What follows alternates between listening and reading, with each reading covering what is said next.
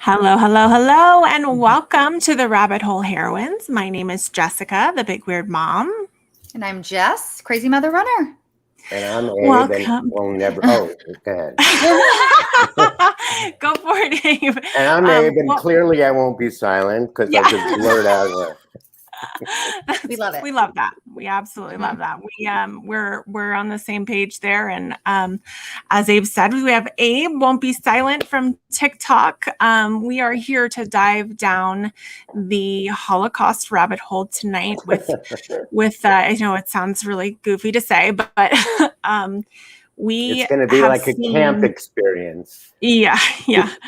We have seen so much talk about, people comparing COVID and the vaccine to the Holocaust and to, I have a couple of cats in here. I apologize. I didn't know they were in here. We've seen people use that phrase inappropriately, too many times to count. So, I don't know, not a ton of you guys know this, but I do have family that survived the Holocaust, and Abe does as well. So we're going to just hop right in today. Abe, why don't you give us a little intro into kind of how you came on TikTok, and then and kind of what you do, where our followers can find you, and then also when you're ready, just tell your story about your family and the experiences that you've had, and what the experiences that they've had in Europe during World War II. All right. Well, do you have a month? No. So I've been working on, and this is just goes backwards from the name of my handle. So I've been working on a film called Won't Be Silent that I started about 3 years ago. It's an extraordinary journey that I've started. My uncle was killed like hours before the liberation. He was in a concentration camp. He was like a very big notable conductor and composer. And when he was in the camp, he wrote a song of resistance to the Nazis that the people in the camp kind of used as kind of like a mantra for them to kind of stay strong, stay silent. The title was Stay Silent because don't let them take your tears. They can't stop you. That whole idea of like nothing else, just keep your dignity. So randomly, so he was killed, the song was disappeared or whatever. 72 years later, the Holocaust Museum contacts my family and they go, we found a piece of music. It's attributed to your uncle in this random book. Wow. Like somebody, a survivor, like scribbled it down and said, write down this thing. It was this.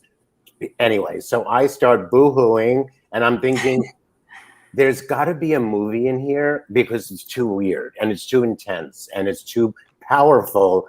And I'd been an assimilated Jew. My mom survived Dachau. It was just too much about the Holocaust. So I decided, let me just kind of be less Jewish as possible, Anyway, coincidentally, that piece of music was found around the times the Nazis were marching in Charlottesville. So it was like an awakening of wow. Oh my God, Nazis here. Oh my God, Nazis killed my uncle. So I've been on this journey. So the first thing I wanted to do is give my uncle the opportunity to not just be one of the anonymous 6 million Jews. Right. So I wanted to give him a name and a face and potentially a legacy through this piece of music. So I had a friend of mine who's a big songwriter, Cara Diaguardi.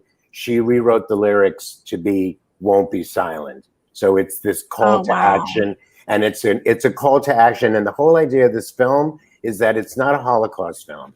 It is a statement about from oppression, people turn to music. So whether it's the cotton fields, the inner city streets, or the concentration camps, that's what people need to live life one day at a time.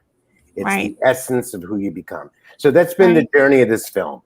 I've been filming, I've been having all these different artists reinterpret this piece of music. It's been such a joyous experience. Wow. And then freaking COVID happened. So I got locked into the house with a new husband who I wanted to kill. That's impressive. Good job. He's still alive, so it's good. But so I said, well, what am I going to do? I mean, I was on a roll. It's been such an emotional journey. And I was like going to be locked in. So I said, what better way to say I won't be silent than by voting? So I used the message of the music. I did a whole series of public service announcements for like March for Our Lives, the Voting Rights Alliance, to get young people of color engaged into the voting process. So it was an opportunity just to keep connected. Then I found TikTok. So I have to admit, I did one dance in my kimono with my husband, and I was like, I'm too old for this shit. It's too embarrassing. It's too embarrassing. But then like the election came, you know, I got very, like, I'm an activist anyway, and I've just kind of been not active because there's, you know, it's like once Trump was in there, there was nothing left. We were gonna, you know, I almost felt like there was, we entered a hopeless phase, but the voting enthusiasm that I found in TikTok, like, was orgasmic, for lack of a better word. You know what I mean? I saw people, and what was so amazing, because I've been for years in and out of the entertainment industry and the fashion industry. So the whole idea of celebrities becomes such a nauseating thing. That was beautiful about COVID and TikTok, is that it was finding the beauty in everyday people, and that everybody has a story. And I want to know what you two think about. I don't care what Kim Kardashian thinks about, or Sharon Stone, or whoever. But this was this community where it was kind of what the internet was really supposed to be about, finding community before the internet became like a sexaholic, whatever it's become. You know what I mean? Yeah. Anyway, so that's what brought me to this place where I feel so much gratitude. I feel grateful every day anyway. I mean, I always like to say I survived the plague to do this film, to give my uncle his due. And in turn, I get to leave a piece of me behind, because I think we all grapple with two things. We grapple with our legacy, and who are we, and what are we going to be, and what are we here doing? What are we leaving behind? And mortality, And when COVID hit globally, we were all confronted with mortality, and that's what freaked everybody out. It was less about staying home, but more about dying. You know what I mean? Right. And I felt like this was this moment that we all had to just hold on to each other through this app. And I was just so grateful that I found my voice and like an audience, which is like so intense. Yeah. And I just love it. And I love the people who I love. And I can't believe I used the word love to people that I've never met. You know what I mean? It's just this weirdly lovely, and people that look at me like, you know, like my Instagram friends who are like so full of themselves. Anyway, you know, anyway, I'll stop talking, but it brought me to a place of, I feel so grateful that I lived through all the various plays that I've had to live through, and I get to work on this project again, because we're coming out of, you know, coming out of the crypt, as it were, you know. Yeah. Can you tell us about your mom's story? A little bit of. Yes. So my mom. Okay. So my uncle, quick thing. So in 1941, when the Germans, and actually the Russians, but when the Germans took over Vilna, which was the big city that they were from, they were forced into the ghettos first, right? So my uncle was the conductor of the Vilna Symphony Orchestra. So he was allowed to leave the ghetto to conduct, and him and the musicians had to go back to live in a friggin' ghetto with like 30 people in a one-bedroom apartment. Wow. So so it's intense. So him and the other musicians said, we're bringing like culture to these idiots, and we have to come home like, you know, mice. Anyway, they smuggled all the pieces of the instruments to create an orchestra, including a piano that they disassembled and reassembled piece by piece. And he created the Vilna Ghetto Orchestra and did 35 concerts that even the Germans would come and listen, because they knew he was like the preeminent thing. And he started a 100-voice choir, which my mother was in. My mother was a singer. Okay. Cut to 1943, everyone goes to the camps. He was sent to a work camp different up in Estonia. And my mom and her sister were sent to Dachau. And my mother was a singer. And the thing about the Germans is that they loved culture. And when they found out she was a singer, they would make her like sing and entertain and whatever in like the freezing cold outside without a coat, whatever, those stories. But so, Dachau gets liberated in April of 1945, and her sister survive. And there's a thing about between 1945 and 1948, there's this thing that not a lot of people know about, but when they opened the camps, it's not like everyone was like, "Wee, let's go home." Everyone was like deathly ill. So all these various DP camps, these displaced persons camps, sprung up everywhere. It was monasteries, it was schools and everything. So they went, my sister and my mom and her sister went to this place, St. Attilian, which was this beautiful monastery in Landsberg, Germany, where to get healed and whatever. But within a month, my mom and her sister met these 12 musicians, and they started the ex-concentration camp orchestra. That they did their first concert in May, I think it was 25th, 1945. And then they were like, that's amazing. So they ended up becoming like this troupe. And think of it as like the Brady Bunch on a bus going from DP camp to DP camp, bringing music, because that's like this healing property. Right. So it's like a whole nother story and a whole nother movie, but I'm just focusing on my uncle right now because because what I've managed to take from my uncle's story is something that pertains to us. Like, we can relate to this. When you hear the music's awesome. I've had it done by an R&B artist. I've had it done. When the kids were being put in Mexico, in the border, in the camps, I was like so freaked out because the media was using the term concentration camp. Like, I was like, what? Between the Nazis marching in Charlottesville and the concentration camps in Texas, I was like, I can't. It's too much. Yeah. So I was in a soul cycle class, and I was like crying. And this woman goes, "Are you okay?" I'm like, "You don't understand. I'm working on this project, and now they're putting kids in fucking concentration camps. I mean, I need to get this song done in Spanish." She hands me her friend's number. It's like a pop singer in Mexico City, a gay Jewish immigrant pop singer in Mexico City. I was like, I'm there. So we did a beautiful recording. It was so hilarious. Anyway, so the fact that music is such an integral part of everyone's life of healing. So whether it's my mother's story, my uncle's story, whether it's NWA from Compton, you know what I mean? They turned to music because that's all they had. Look at what Detroit and Motown. That was like a poverty hello. It was like fierce at the end of it, but then it's what it is, And I just feel like, and what's so much about TikTok is just proves that we are so in this together. There's so much on the line, and there's so many of us that care.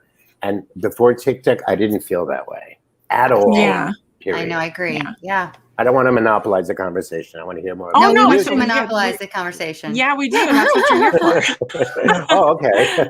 I just think that there's like this unique moment. We're living in such a unique moment in history. Like, we've never really lived through history as much as we're living now. We did through 9/11, but that's like already like a million years ago almost, It's to the point where, terrorists are not even a thing, you know what I mean?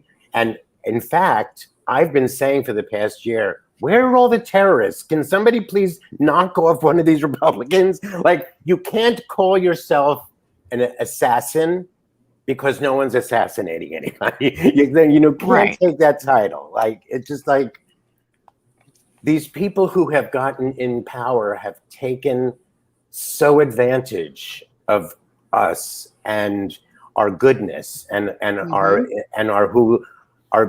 best selves. And I felt like I felt like I'd been violated.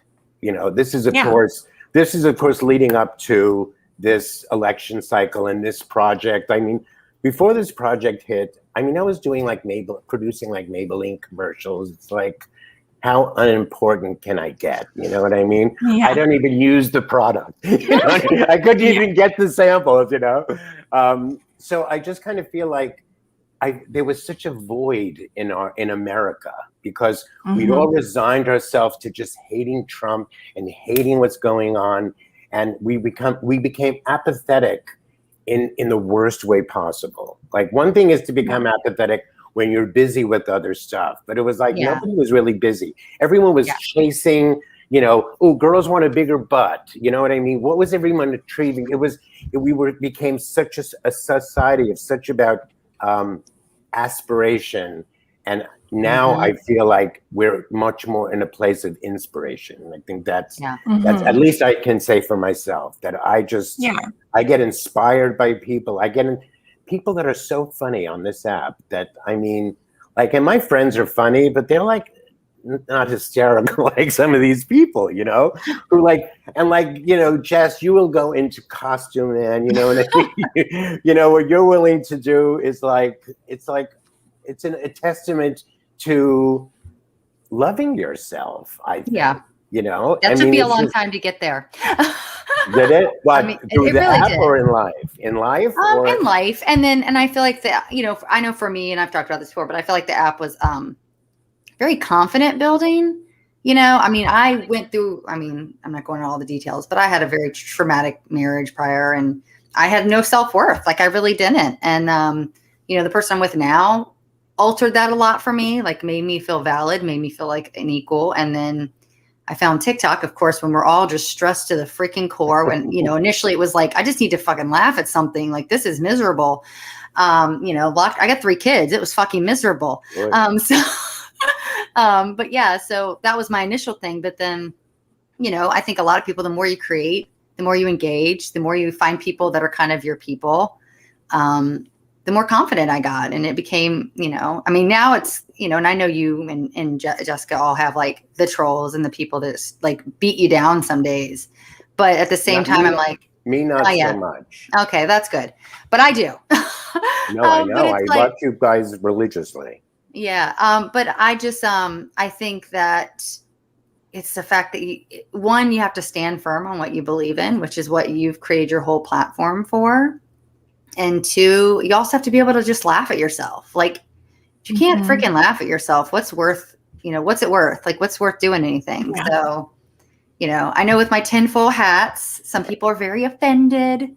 But it's like, for me, the stress of delving into some of this shit on the regular basis it gives me so much anxiety, because I see the world very different than like my friends and my husband and my kids, because I am aware of what's happening in the darkness, more so than the average person. Twitter only tells half the story. So I think for me, doing these little things, it looks like I'm just digging at these people. But the reality is I'm really trying to make light of something that I know is not light at all. I'm trying to bring attention to it while still trying to like be entertaining and try to be like, okay, we can get through this. Some days I don't think we can, but like, I really, just want to stay hopeful that I'm wrong.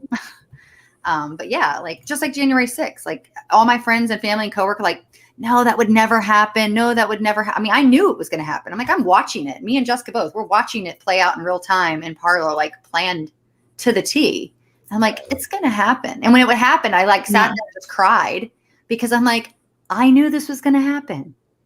How did I, a 39-year-old mom of 3, know this was going to happen? And yet our fucking government didn't do anything, didn't prevent it.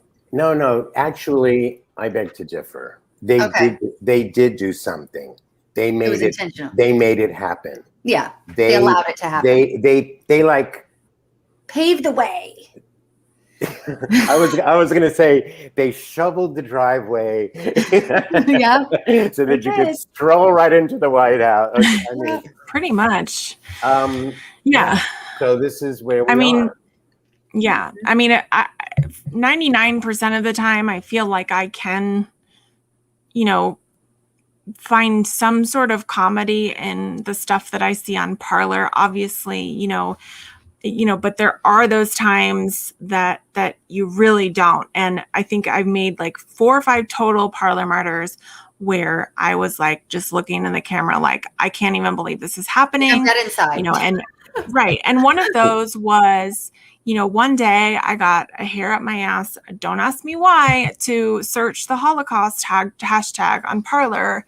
And it was some of the most disturbing stuff that I've ever seen. Like, pictures of piles of people at Auschwitz, and them saying that it was like World War II Twister. Like, it was the most offensive stuff I've ever seen, and it was on Parler. And that just kind of like, I haven't really delved into my family story too much on TikTok, mostly because as someone who's not practicing Judaism because of what happened to my grandmother, I feel like I almost like, I don't want to like take up space for people who still are.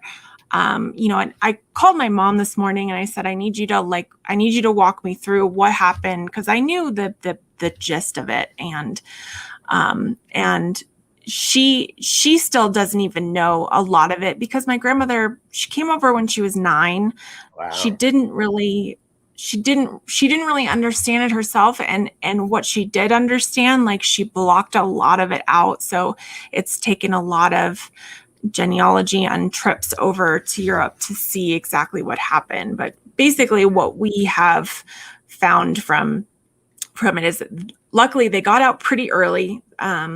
They were, I think it was 39 or 40 that they were able to leave.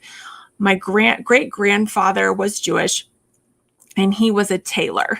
And when they were, just living their lives like normal, the first thing that happened was he got a demotion. He was demoted from this tailor position to a sales position. And then a couple of months later, he was demoted even farther. And it became clear that he was going to lose his job. So they made the decision to start the process to come over to the United States, but it took them years to get there. Basically, and my great grandmother was Catholic. So, I've kind of gotten mixed information on, there were some Catholics that were thrown into work camps, and there were Catholics that weren't. There were Catholics that were on both sides. So, but just being married to a Jew was a death sentence in that. 100%. Yeah. In the rise of Hitler. So, basically what happened was they arranged for my great grandfather to be a stowaway worker, basically on a barge on the Rhine.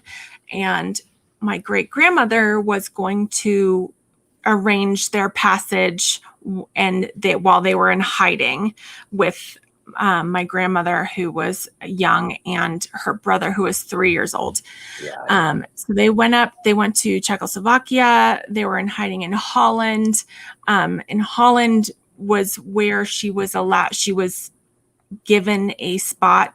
So when they were in Czechoslovakia in hiding, my great uncle, I guess, so my grandmother's brother, who was 3, passed away because he got sick and they couldn't get him medical care. So, as a mom now, hearing that story, it just like breaks my heart, like thinking about being in hiding in a barn somewhere and not being able to get medical care for your kid. No. And so after that happened, they moved to Holland, and my great grandmother was given a working spot in an orphanage so that she could kind of in Holland. Yes. In Holland. Yeah. She was working as a single woman, and she basically put my grandmother into the orphanage disguised as a child. So, so that she could go to the embassy and try to arrange the sponsorship passage and get everybody over to the US. And she kept going to the embassy, and each time she would go with what they asked for the last time, with some piece of paperwork that was signed or some hoop to jump through. And each time they would say, well, you actually need this too, so come back. And they would space it out. Like, each of her appointments was like a month, spaced out a month. So, she was just pushed off. And finally, someone within the embassy, like, snuck this information to her and said, this is what they're going to ask for next time. So, if you bring it, they won't be able to deny you. And at this point, the embassy had quotas that they had to meet for bringing Jews into the United States, and they were not meeting the quotas. So like, it wasn't like they didn't have space for these people. It was that they were just not, there was eugenics happening here. There was, there was like baby Nazis here, obviously. Yeah. So they didn't want to bring more people in. And finally, she came with everything they needed. And when she was 9, she made it over.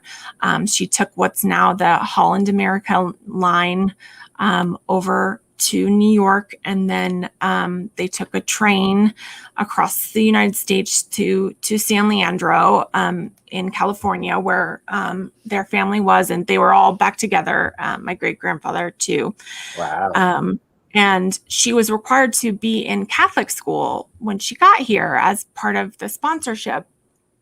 And she was treated horribly in these Catholic schools too, where like one of the nuns, I guess, made it her personal mission that that she wasn't going to have anybody at her birthday party. Like, it was like so petty and gross.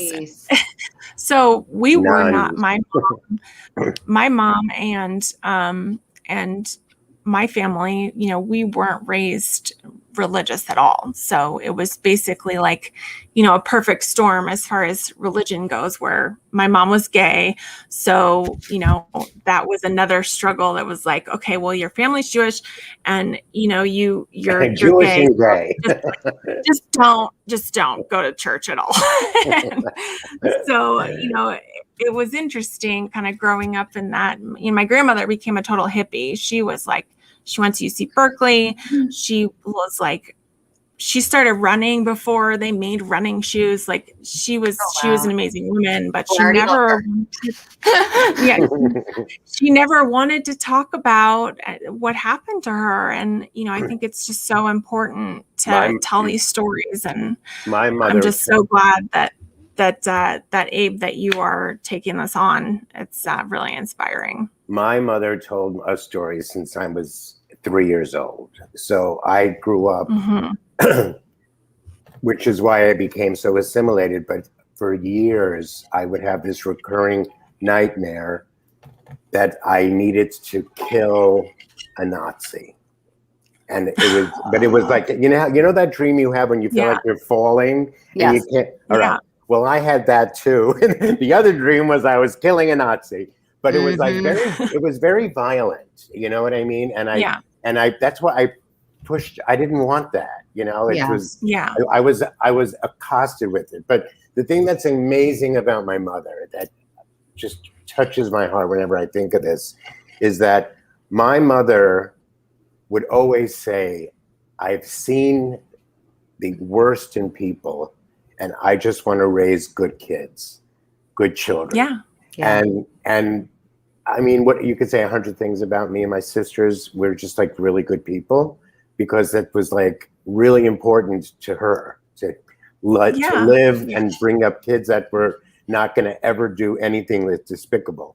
But my sister is on the board of the Holocaust Museum in New York City. Oh, wow. And when they had the big opening, like my mom passed away, I think it was 2003 maybe, but the opening was like a year or two later. And when you walk into the museum, the entranceway is all these voices that they recorded of all these survivors. And when I was in there and I heard they tape recorded my mother, and she said, and I heard her say, and I'd seen the worst in people. I just wanted to raise good children. It was such an amazing moment, because it was so, and she was, believe it or not, one of the funniest people I've ever met. To have survived that and still find humor.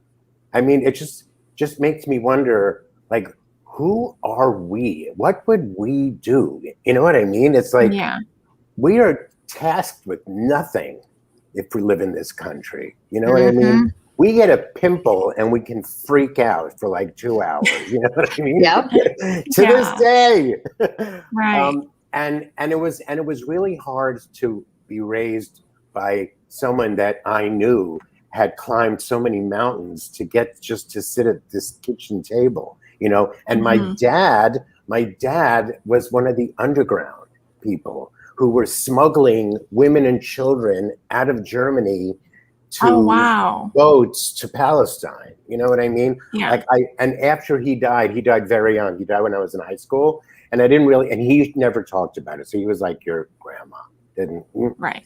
And I started going on a little bit of a search, and I found like pictures of him taking people through this Alps, teams of people, and him in a Diver Dan outfit, because when they would take these boats, they would have to get them, like, he would like steer boats underwater. It was like, so I have someone who survived Dachau, someone who's an underground, and I'm what, like a chubby nerd, you know what I mean? In New Jersey. You were raising I was a chubby nerd in New Jersey. Can trust me, it was a lot. You know what I mean? And Woody Allen had made New Jersey so like out of favor. I don't know if you remember any of his early films. There was always a joke about New Jersey, and I was always like, please, I'm bad enough. You know what I mean? Anyway, but no, I mean, my job was to not be that person anymore. Well, you say that we're tasks with nothing, but that, I mean, in my opinion, that couldn't be further from the truth. We're seeing right now, and this is what's so offensive about Marjorie Taylor Greene, comparing COVID and the vaccine to the Holocaust, is like, Jesus. But like, no, it's really, you guys, like, we have to stop these people from going on the Capitol again, like from from just using the word Nazi and Holocaust, just because you have to go into a store and wear a mask. Like, no, that's that you clearly have missed the entire point. And like, what we're tasked with now is standing up to those people and preventing it from happening again. I just have to say, it's just so important. I've been doing a lot. I've been putting together grant proposals for the film, now that I'm kind of emerging. And each proposal asks me to write something else. Somebody's at my door, but I'm not going to get it. And I just want to read something that I think is really important, that I think we should all know, if I can only find it. Is that I just kind of feel like, where the fuck is it? I'm sorry. I just feel like we have, in spite of the fact that this is what we have to deal with, right? In spite of that, I feel the most important part of this is, the fuck did I do with that thing? All right. I'm sorry. It's okay. Here, let's do this. So I'm going to show a video that you made recently while you're looking for it. And this is in response to Marjorie Taylor Greene after she went to the Holocaust Museum. So, and just as a reminder to all of our viewers, she has compared the vaccine to the Holocaust. She's done obviously all sorts of really horrible, awful things. And she went to the Holocaust Museum, and let's see how that went. So Madge the Vag did an apology tour about the Holocaust Museum that she went to visit today. And she was like all weepy-ish and like, oh, my dad died in April. And it's like, to quote Barbra Streisand, Papa, can you hear me? But here's the thing.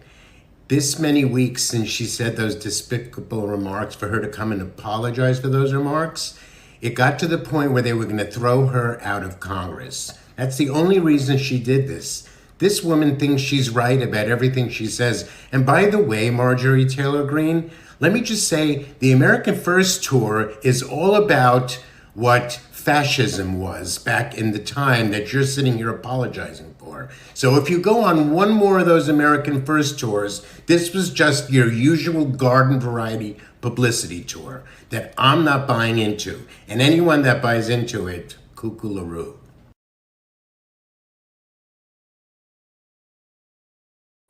The epitome of, there's these movies that you see, the women who were the Nazi women who would work on those in the concentration camps. Yeah. She'd be one of those. Oh, Yeah. absolutely. I mean, 100%. anyway, I found what I wanted to read. Yay. Okay, go for it.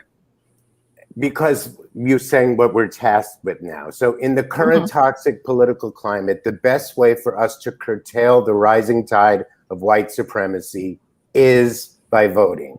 We've been here before. George Wallace was kept out of the White House. Before World War II, the America First movement was minimized by the FDR administration.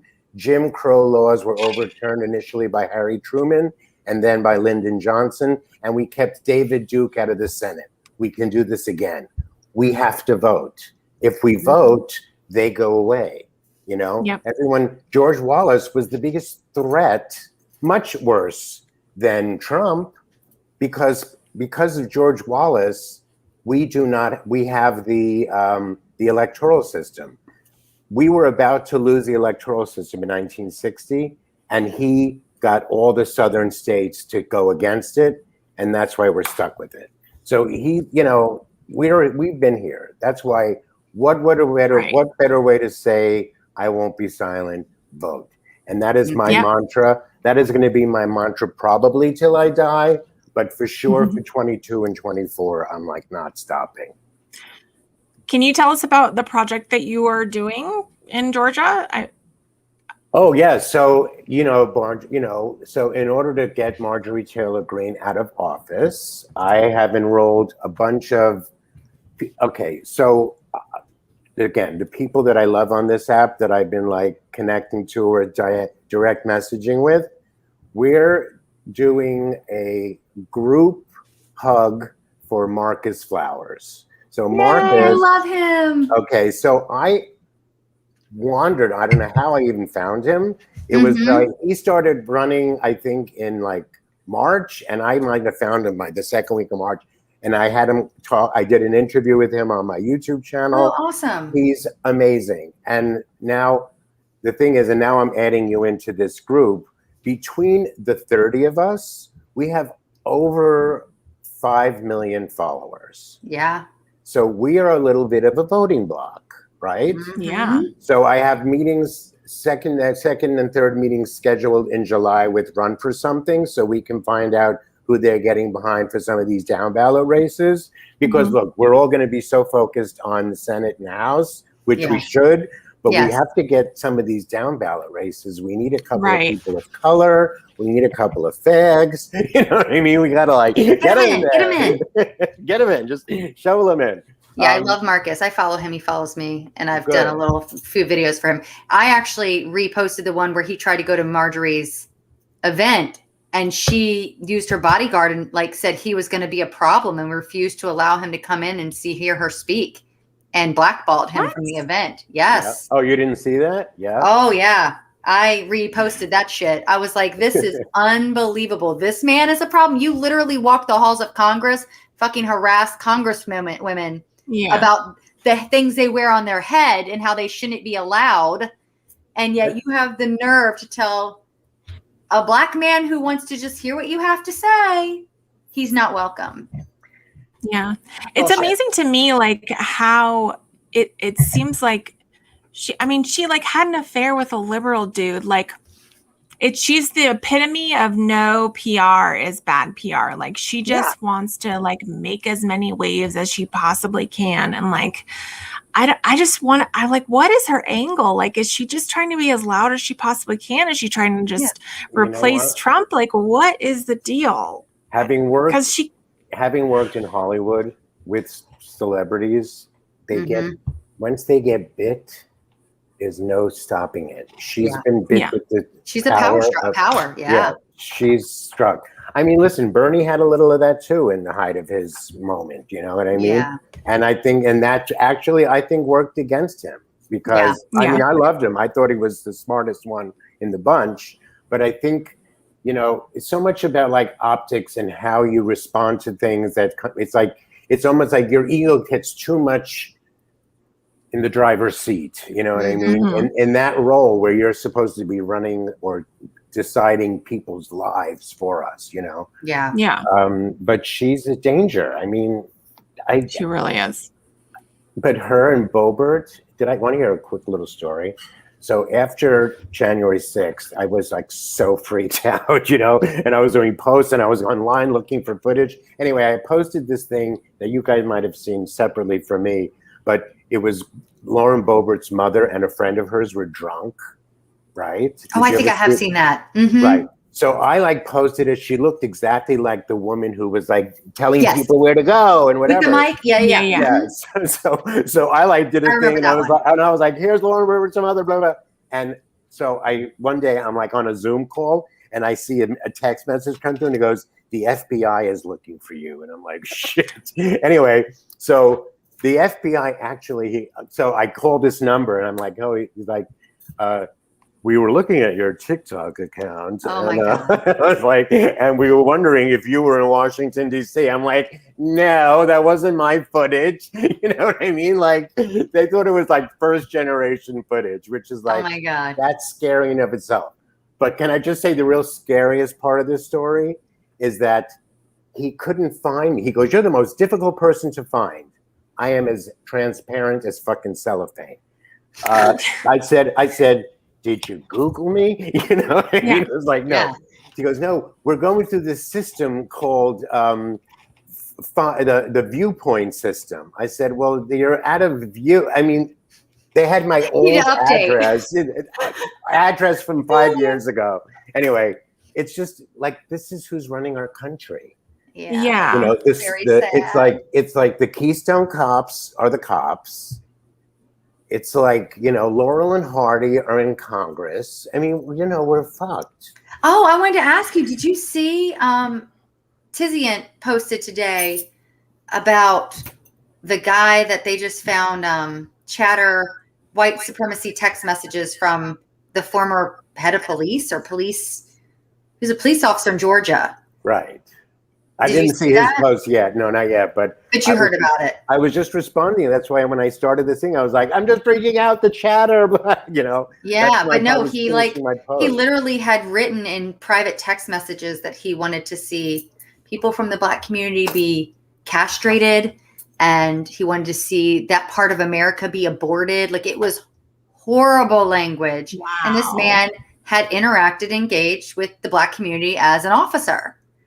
And I just I reposted it as a duet, like, for him. But I was like, this is wild. Like, this is wild. I hate when people say racism doesn't exist. And I'm like, it's blatantly existing. Like, it's so blatant. There were there was a chief of police, I think from Arkansas, who was on Parler talking about going and killing liberals that you see having dinner, like going into a restaurant and just like bringing a gun and just shooting people. And like, he was like, he had his name on Parler, obviously got verified on Parler. So that means he gave Parler his government ID. Mm-hmm. Well, they're and not then started, ones in the bunch, talking all about, what I want to know, because we see so many similarities to, Jim Crow and everything. Like, were there people back then who were spouting this nonsense about, well, you're racist if you're Black Lives Matter supporter, you're racist if if you support critical race theory? Like, is that something new, or does anybody know? I just always think there's always good people that care about others. So if we look at the white people who actually, some of them were killed during the marches, like with John Lewis. I mean, there's always going to be, bleeding heart liberals, probably a lot of Jews are the ones that are helping and want to help, and then get anti-Semitized. You know what I mean? Right. So, but there is this thing about Jews and Blacks that I find so, unfortunately, that we have such similar history of being annihilated and hated and marginalized, yet there isn't enough of a kumbaya, and that's part of why my film is about making the comparison to the cotton fields, the inner city streets, concentration camps, because slavery, we're allies, whether you like it or not. You know? And whatever's happening in Israel and Palestine has nothing to do with the Jews here in America. It's just, And it's really hard because they're very anti-Semitic. It's just really annoying. Like people like Candace Owens. I mean, this woman, Oh God, who's worse, her or Marjorie Taylor Greene? I'm going to say Candace her Owens, because she's very well respected. Candace Owens is very well respected. There are Republicans that acknowledge that MTG is a freaking joke. There are 90% of Republicans probably, and you got to keep in mind, Candace Owens, I hate using this word, but Candace Owens is a token. She is the epitome of what they want. I mean, if you are part of the LGBTQ plus community and you're part of the Black community and you speak for Trump, they're like, oh, we're going to talk shit about you behind your back, but we love you. You make our platform look so good. You know, she's sneaky and she's married to the Parler CEO. My best friend is Black, and he calls people like Candace Owens and that senator from from North Carolina, isn't he? The Black guy. He calls them house Negroes. So that's like, and so that's like that's legal. Not the first time I've heard that. You know, like because I mean, I mean, anyway, I'm definitely not like qualified to speak on that, but I have heard lots of Black creators, lots of Black friends like who say that exact phrase. Oh yeah. And you know, it's tokenism. It's, you know, did you guys see Marjorie Taylor Greene gave her gun away, and she, you know, I don't know what the story was. They were in a gun store because they had to, I think they had to fill out paperwork, you know, to make it legal. And it's like, you know, she just threw a bunch of these random people in, including one older Black guy. And it's like it makes me scratch my head. Like, oh, well, I mean, you saw the rally. There was probably I actually went and scanned because someone had kind of challenged my recent video when I like said, oh, what do you see in common? But I went through and scanned, and there was, besides the security, which there was 2 Black gentlemen in security, I saw a total of, I think, 6. What, the thing in Ohio? Yeah, in Ohio. And I'm like, out of, you know, a good few thousand people. I mean, he's got claims of like 15 to 20. I think it was closer to like 5 at best, but whatever. But I'm, you know, I made the comment, and they're just like, see, like they support him. And I'm like, really, guys? Like, no. They justify it, and it's all over Parler too in the comments. See, look, she can't be racist. She took a photo with a Black dude. It's like, that's what I was going to say. MTG took a photo. She found like the only Black gentleman in the whole freaking rally. Went, let's get a picture together. Like something someone said she posted on Twitter. I'm like, was he the security guy? Like, I'm starting to wonder if he was even like there, because I saw like 3 women and a dude, and then 2 security guys. Did you watch Curb Your Enthusiasm? I used to, yes. So there was that season when the Black people moved into the house, and he called them the Blacks. It's just the most hysterical thing. But that's what Trump said like recently. Oh, I know. I mean, it's like they're not an inanimate object. Yeah. My grandmother said that until the day she died, she would be like, look at that's a Black gentleman over there, and we probably shouldn't sit next to him on the train or whatever. I'm like, Grandma, like, you survived the Holocaust. Like, what are you talking about, woman? Like, my grandfather's like that to this day. So I, you know, all of my brother's friends, my brother's very dark skinned, like we're Puerto Rican, and my brother is very dark skinned. Like summertime, you don't know what he is. Okay. Like he's always been like that. And he has my dad and my brother both have kind of like very poofy, like kind of coarse hair. I had a mix between my mom and dad. I don't know what happened, but so you lucked out. I did. But his wife is Black. I have 3 amazing, you know, I have 2 nieces or 2 nephews and a niece from them, you know, like, but growing up, all of his friends were Black. They were like, that was just who he felt comfortable around. That's who like he hung with. And so when he had his graduation party, my grandfather's there, and he said some of the most racist things. And I literally, like, my mom and me both are like, please shut the fuck up. Like, dude, that there are guests. Like, shut the fuck up. This I is mean- it. This is it 1950. Shut the fuck up. So like, it was just so awful that, you know, and that's the thing, like people don't acknowledge that still exists.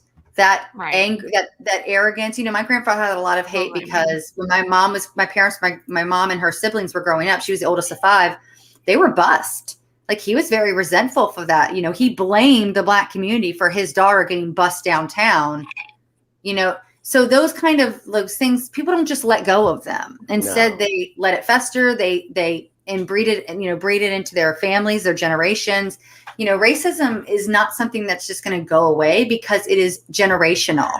And it's Right. I think it's innate in all of us. It's just that Yeah. the better people just know that that's not something to act on, you know? Right. I mean, and if it's not someone Black that you don't like, believe me, there's somebody annoying in your path, you know what I mean, that you Yeah. wish the same kind of horror to. But I have to just say one thing, just to say Yeah. even how much more horrible my upbringing was. So my parents survived the Holocaust. One of the cute story is they met on the boat coming to America. Anyway, Oh, that's adorable. You know, so all the Jews were in Brooklyn, right? So leave it Yeah. up to my father to move us to this little blue collar, all white town in New Jersey, which is called Weehawken, which I call the welcome mat of New Jersey. Anyway, so from 5 years to like consciousness, I was, you know, anti-Semitic remarks. I was bused to a parochial school because my parents were afraid I'd get the shit kicked out of me if I went to the regular kindergarten. So I would get chased off the bus. So that was the first 7 years of my life. Then we move on up. My father becomes successful. We move to the upper, like moving on up. We go to this very affluent neighborhood north of still in New Jersey, but by the George Washington Bridge. And it's such a cute little hamlet that it doesn't have a high school. So I get bused to the next town, which is all Black. So it was like my high school experience was like 10% white. So Oh, wow. which was awesome because it was like going to the school of hard knocks from Yeah. 9th grade on. And it was Yeah. like a lesson in this is me living in America which is real, you know? Yeah. And not everybody, and the people that ended up going to like the white private school were just like, they couldn't jive with people of color. Of course, I needed to become a drug addict to survive, but that's another story for another Yes, another day. Anyway, so where do you live? Me? Yes, Me? yeah. I live in Virginia. I live in Yeah. Virginia. I know you Yeah. live on, I think Northern California or something. Yeah, I'm in Washington? Tahoe. Yeah, Yeah, yeah. I'm in Tahoe. I'm in Williamsburg area in Virginia. Uh-huh. So I'm in like the colonial town. I was wondering because you were drinking wine, which either you were drinking at 4 with us, or perhaps where Hey, I'm we having don't, my we don't green frown on that juice. here. It is almost 8 p.m. in my I had steak and zucchini and couscous moments before we went live. So I had wine Okay. with my dinner and I hadn't finished it. No judgment. But- Just because I'm having green juice, it's because I live in Los Angeles. Yeah, stay healthy. I can't drink green juice. No, thank you. Hey, I just saw something funny because we talked about MTG. You know, June 31st is coming up fast. No, I'm just kidding. But I'm just thinking to myself, I don't know if you saw where she tweeted out like she was demanding answers about Fauci's emails from Biden by June 31st. And it just makes me laugh because it's June 30th and Yeah. June 31st. Hey, And- I'll and take that's it. I will take one more day of Pride Month any day. I mean, Yes, absolutely. Let's just add it to the list. LA, we didn't have Pride Month this year because the day we had allocated for it, we didn't get out of lockdown, so we didn't Oh, have geez. our Oh, rah-rah. Yeah. Celebration. And now they want us to go back to wearing masks indoors. Did Yeah, you? I saw know? that today. Yeah. It's Have you weird. seen Florida? Florida's jumped up 9.6% in the last week in Really? cases. yeah. I'm Yes. worried we're going to go back into lockdown. I am too. And if Florida screws me, because I have a vacation planned and Thanksgiving to go to Orlando, because Yeah. I'm hoping by then all of us will be vaccinated. 4 out of the 5 of us are vaccinated. My 9-year-old's the only one waiting for the shot, but I'm hoping by Thanksgiving she would have had Mhm. access to Pfizer So Florida, if Florida screws me again, because I already lost one vacation because of it, I'm going to be so mad. I mean, a report yesterday, I think it was, that Moderna is good for the Delta. The Delta. So I feel good about that. Yeah. But I don't know. I mean, honestly, I feel like I'm not going by that disease. I'm a firm believer, and you can think yourself into good health. And I think sounds nutty, but I really believe that it's you're manifesting. Manifesting mind over matter, mind control. I really think that has a lot of power. Can you tell that to my preschooler, please? Bring him in. Or my 13-year-old, because she's a freaking worrywart and thinks that every time I don't answer my phone, I'm dead in a ditch. So yeah, manifestation would be really great for her. Yeah. Well, here's my thing I'm worried about, because last time around we had a trip to Disneyland planned for, it was like March 25th or something when the pandemic started. And like April 3rd. Last month, I booked a trip to Disney for 2 weeks from now, and I'm like watching everything fall apart again. I'm like, oh my God, it's going to happen again. I'm like, okay, I guess I'm never allowed to make a decision. You know what? They would sooner let people die than close Disneyland again. It's pretty sad but accurate. You're not wrong. Yeah. Well, no. So what I saw was 3 weeks ago they were at 8,000 is it 8,000 cases? Then the following week they were up to 9, and then this past week they were over 11. So they've jumped like 9.6%, I guess, over the last several weeks. Speaking of Florida, DeSantis is the troublemaker for Oh my God, he's a fucking nightmare. He's trouble. A nightmare. The amount of bills that he has pushed through in the last 6 months that are literally legitimately stripping rights. And people that should be upset about. Like, I can't imagine a Republican that should be okay with a health official checking your child's genitals in high school. I can't imagine a Republican that's okay with DeSantis leaving language in a COVID public health safety bill that says he at any time can deem it a public health issue and force you to get vaccinated. Like, this is things that exist in his state, and his Republican Party should be like, this is awful, and they still love him. But the thing is that, like, people that are blue are moving there in droves. Look who runs that state. Yeah. I mean, I don't understand. My mom lives there, yeah. No, thank Scary. you. Yeah. No, I could. Yeah. Where does she live? South? She lives in Jacksonville, but it was a family thing. She's trying to get back out here. So my biological mom lives in Jacksonville. She moved out there when my other grandmother was sick. And then so I don't know if I told the story of how I was test tube babied into the world on this show. No, you haven't. So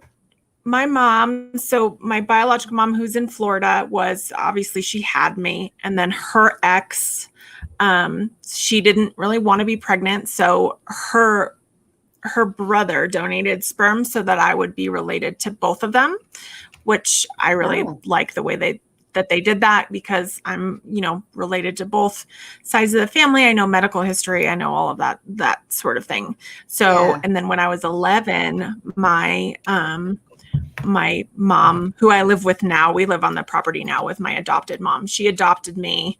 And that was when everything happened, that I became the first person with 2 moms on my birth certificate in California, because they had to go through this whole thing. They had to get That's really cool, though. Civil rights attorney, and like they had to like go into court and explain the situation, explain why my biological dad didn't have rights to me and why I was being adopted by my aunt. And so that was always a thing when people would tease me. I'd be like, well, wait. So the biological my aunt and my uncle's my dad. I might need a roadmap. Let's start one more time. Yeah. I'm a senior citizen. So mom one had me. Mom 2 is my adopted mom. Mom 2's brother is my sperm donor. Now, so biologically, your uncle is your dad. Yes, and my aunt's my mom. Okay. So just to be clear, and so mom one and mom wait, but mom one and mom two are together, like, or were lovers? They're not together anymore. just- No, oh. no. No, but they Okay, were. no. They were. They were together. Yes. All right. They were together. Because the adopted word kind of went into, was like, was she left at an altar and then someone adopted her? Okay. Now I got it. Yeah. No, I've had That's at so least liberal. 2 lesbian moms So for liberal. my whole life.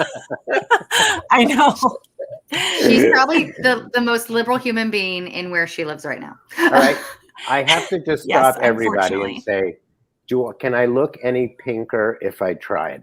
I got this wallpaper, but this pink wall makes me, I mean, not that I'm not rosy cheeked anyway, but this is like ridiculous. I look like I'm about to explode. I mean, I'm in my 16-year-old's bedroom and have a ring light in front of me. So that's the only reason I'm shiny at all. It's because I have a ring light.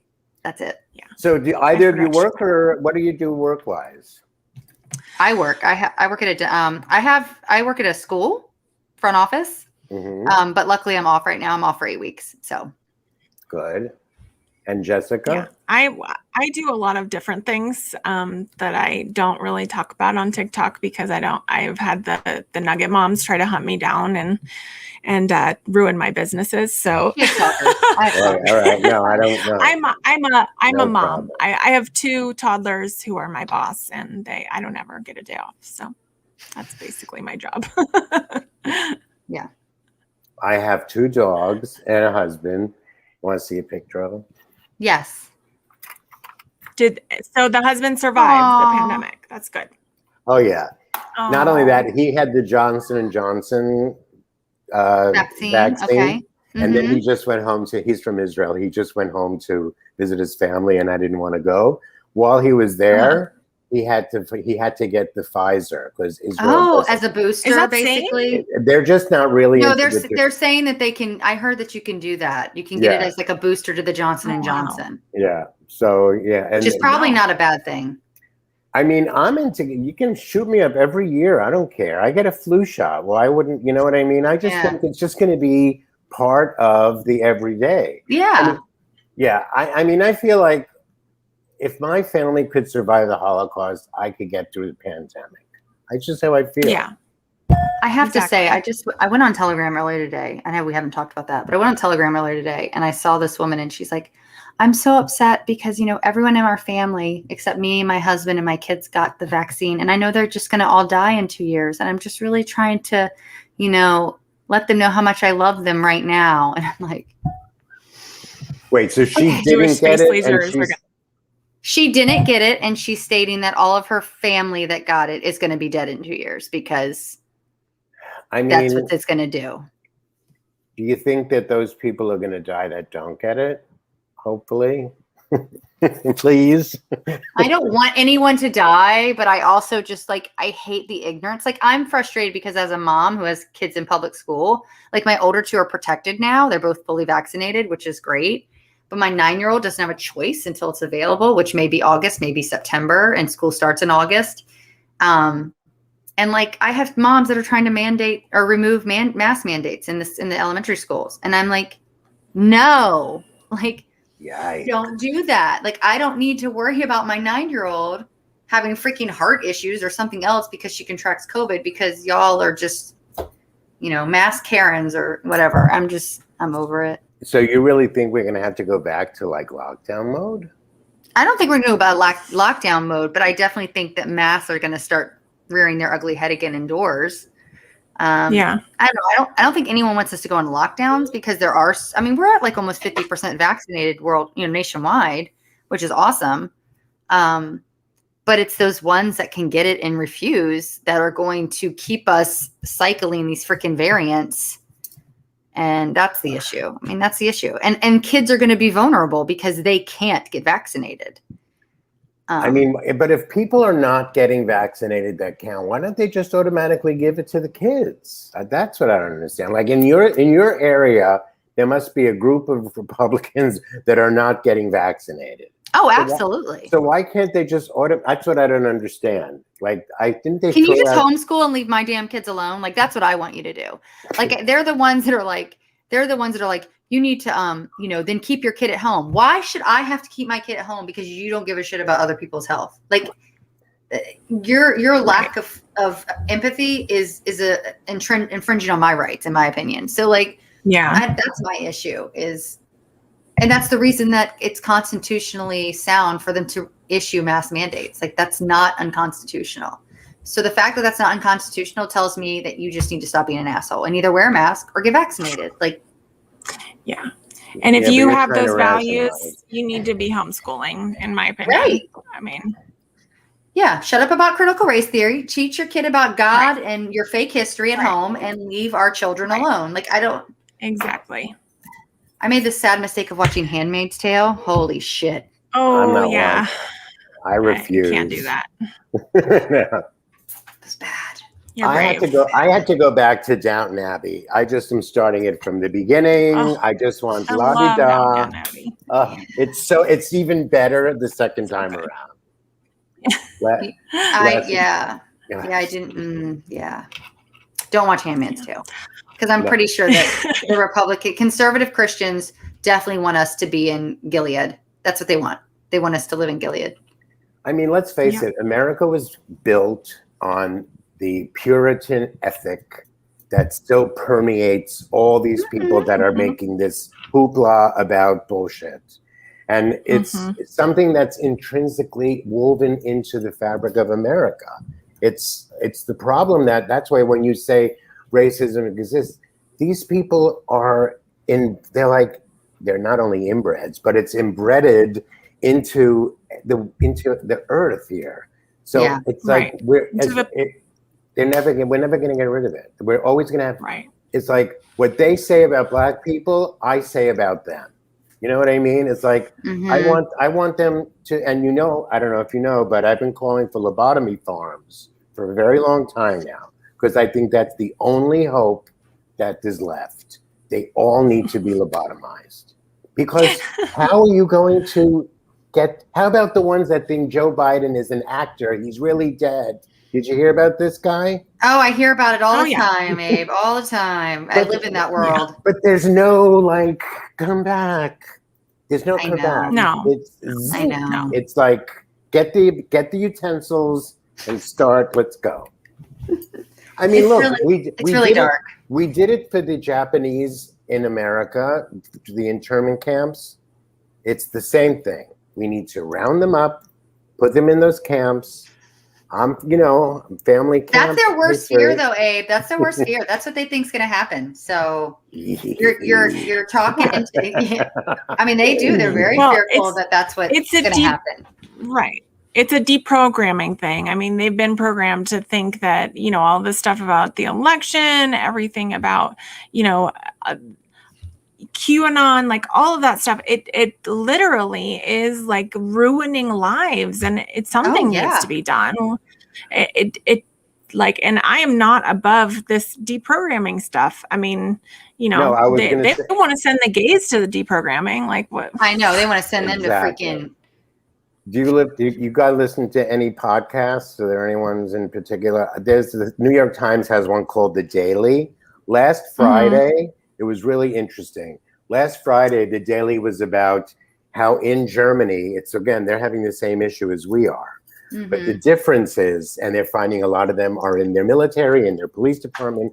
The thing is, they have in the system checks and balances that we've just, Garland just put that into place. Yeah. You know what I mean? But we should be, we're late to the party with trying to dig in and kind of root out some of these kind of hardcore causes. But that to me is the worst part of this whole thing. COVID elevated it a lot. Oh, isolation absolutely. and solitude with just internet access, and that being an escape and being, a part of something. Right. Are you familiar with the Milgram experiment? Are you familiar with the Milgram experiment? All right. After World War II, the scientists were like, what the fuck was that? So they did these tests. They put a bunch of regular people in these situations where you would be separated by a wall. You knew somebody was on the other side, and they were doing the electrocution thing. And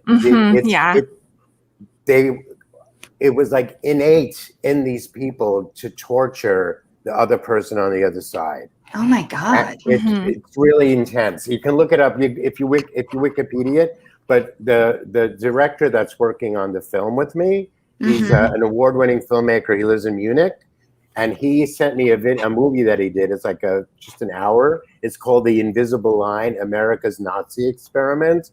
And in 1967, you heard about this? In 1967, this history teacher did a test with his students to try to get them to understand what happened with the Nazis. And within days, he got so freaked out because everyone started acting like totally nuts. So it's like, we're like, how do you deprogram? So talk about deprogramming. Right. How do we do that? I don't know. Right. I was actually talking to Jessica right before you jumped on, that I had done like a deep dive debunking something totally different. And it wandered me down this rabbit hole of this woman in 2015 who was swearing up and down that this Hampshire school was a satanic worshiping cabal where they were eating babies and stealing children from social services and foster care for to keep them young and I read her testimony in court, and the judge is literally like, oh, okay. Like it's the full testimony, but she says, which I don't know how much you followed of my conspiracy stuff or Jessica's conspiracy stuff, but she verbatim says, and this is in the UK, Parliament is bankrupt. We're under a corporation, our since Geneva Convention. And then she goes on to say, talks about the blood, and I'm going, this is the exact same thing that they're saying right now in the States about our Constitution, not Parliament, and the same thing they're saying about celebrities and Democrats. It's a same story, new characters. That's it. And I did a deep dive, in the history of it, going all the way back to Cold War and Civil War. And every time our country has had a political climate elevation or a crisis in regards to financial crisis, like in 2008 when Obama, QAnon's narratives kind of reared their ugly heads in regards to us going bankrupt and Jassar, I'm like, all of these things have come in waves. But the only thing now is we had a 1 year basically a year long lockdown. Let's be serious. I mean, I know a lot of states opened in different time frames, but for the most part, people were pretty isolated for a good nine months to a year. Right. And they had complete access to the internet. And so it was just so easy to get sucked in. And it goes back to something you actually said earlier was it's a power trip. This is a power trip. They are in the mindset that they know something nobody else knows. They feel like we're the good guys. We're on the right side of history. You hear them say that. And they'll get on people's TikToks and people's platforms on Twitter or Facebook or Instagram, and they'll be like, just wait and see. And they say all the same talking points. I know, you don't know, you're awake, you're asleep, you're a sheep. I'm like, you guys are literally reading out of the same handbook and won't acknowledge it. Yeah. And won't take the time to delve in and see that this is not a new story. This is an old story that you just refurbished for Trump. Right. But the thing, and however, but go ahead. At the end of the day, I think sourcing materials and critical thinking needs to at this point with the internet, it needs to be required that high schoolers learn how to source materials and learn how to think in a way that is okay, well, where did this information come from? How can I find it as reliable material? That is so freaking important because people just look at the headlines and call it a day. I don't know if you saw. And not even real headlines. I did a post last week in response to all this critical race theory stuff. First of all, it's not even taught in our schools. It's a college thing. But I think, to your point, I think we should make mandatory civics and critical thinking theory as opposed to Get the race out of it. If we teach civics along with a mandatory math, civics, Spanish, English, science, it shouldn't even be like not even elective. Question. It should be woven into it. It's like, okay, maybe under 4th grade, maybe, I don't know, like junior high and high school, so that you understand the real history of America. I don't know about your high school. American history was like all this America, a Civil War and American Revolution, and that's it. And didn't know anything else, because we spent more time in my high school, because it was like some Looney Tune place, talking about European history. I know more about France and Spain and Italy than I know about the own country I live in, which is like ridiculous. And it would help the next generation of people just to kind of stop and like, if you're learning something about what happened in Tulsa, I mean, whoever even heard of that? Right. I know. I say that all the time. I'm like, how did I not know about Tulsa until the last year? I mean, how do we not know about it? I don't think a lot of Black people heard of it either, to be honest. Right. And it's their history. Yeah, it's bad. It is bad. Yeah. Well, feeling good about where the direction the world's going. Well, the thing is, but again, I freaked out because we have the whole Republican Party now. It's like it's not like the Teabaggers, which were just like a fringe group. This is big. Yeah. This is bigger than any of us know how to handle. And there's this series on Netflix called Berlin Babylon. I mean, no one's seen it but me. But it's a beautifully done, beautiful series that takes place in Berlin, 1929.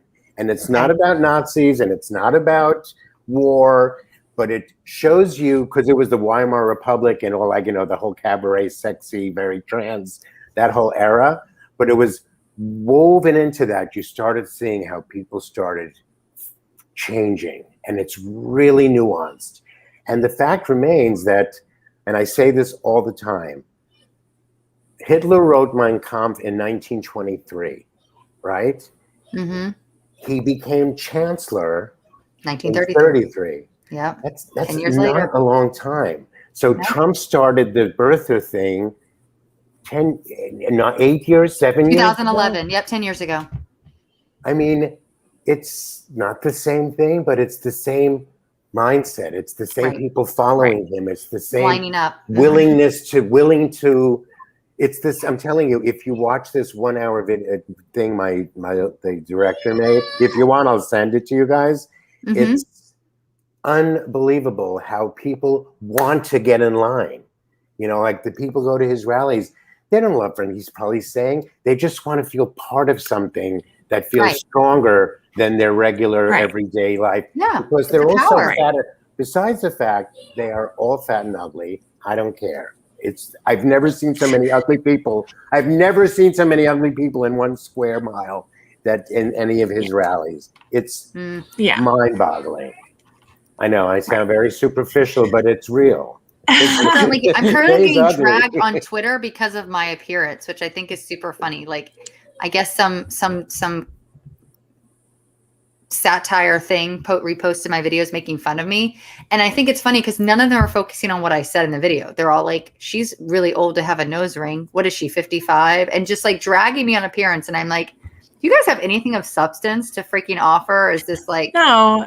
All you got. And that's what all the conservative women talk about is like, oh, all the conservative women are so beautiful. And it's like, no, they're all cookie cutter. They all fit into the mold. But like when I look at those Trump rallies, I think of like Wall-E, where they're all like in the big blob thing where they're just all watching TV and like shoveling soda into their mouth. And they all like, they can't even walk because they've just been so like inundated with screens and like, the